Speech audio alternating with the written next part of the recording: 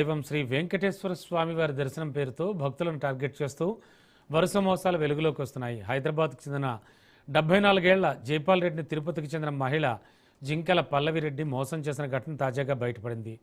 తోమాల అభిషేకం, శ్రీవాణి దర్శనం, వస్త్రం సేవ, టికెట్లు ఇప్పిస్తానన్న నమ్మబలికి 4,34,000 రూపాయలు వసూలు చేసినట్లు ఆరోపణలున్నాయి.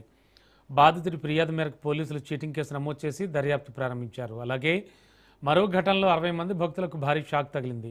సుప్రభాత సేవ, దర్శన టికెట్లు, తిరుమలలో వసతి గదులు ఇప్పిస్తామంటూ గుంటూరు జిల్లాకు చెందిన భక్తుల నుంచి నిమ్మల శ్రీనివాస్ అనే వ్యక్తి 4,22,000 రూపాయలు వసూలు చేశాడు.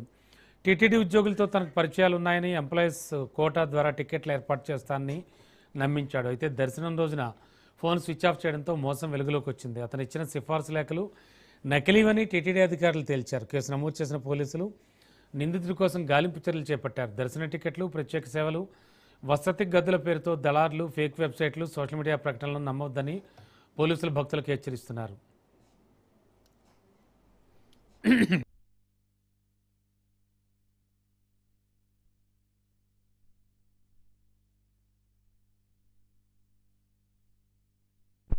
సుప్రభాత దర్శనం చేస్తాను.